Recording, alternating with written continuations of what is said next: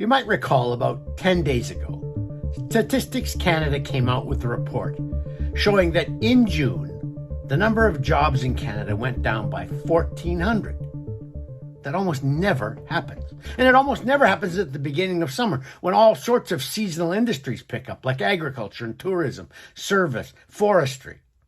We almost always get more jobs in the summer, not fewer. But because of the Trudeau government's economic policies, because of its overspending, because of high interest rates and inflation, the number of jobs actually went down. And what was compounding that is the fact that the federal government is still allowing about 100,000 new Canadians every month.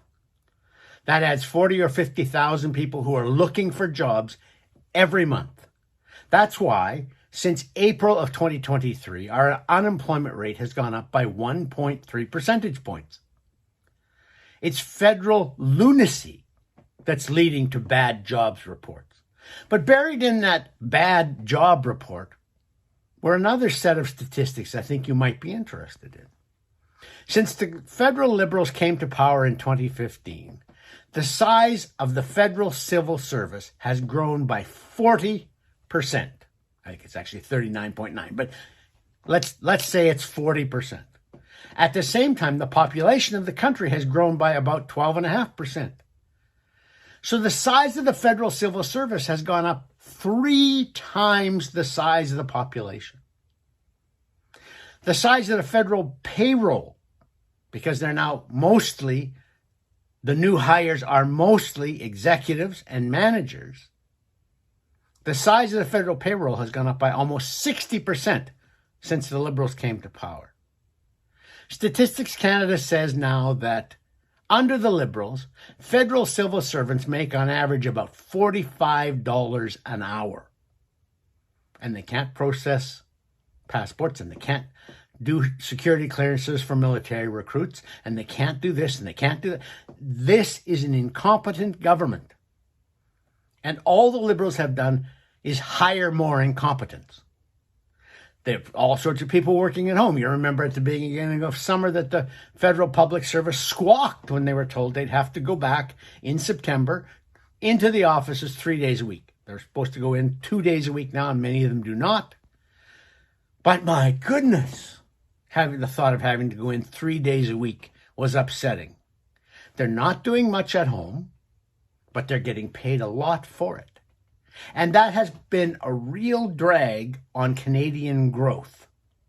During that time, during the period since the Liberals came to power in 2015, public sector employment has grown, as I said, by about 40%. Private sector employment, though, has only grown about 12%.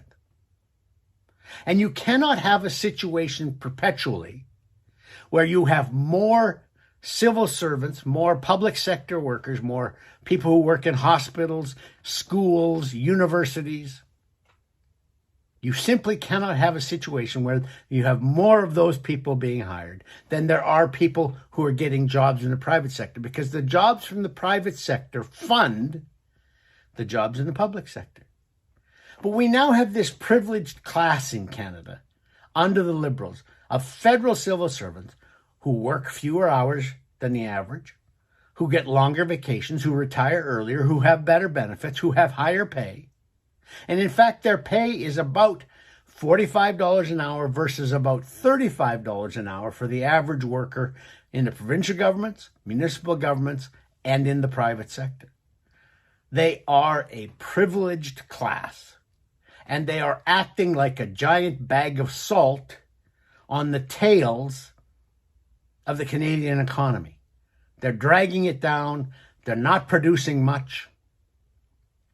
Indeed, the parliamentary budget officer said there are 7 layers of management for every employee who is on the front lines in the Canadian federal civil service. 7 layers of management. No wonder nothing gets done.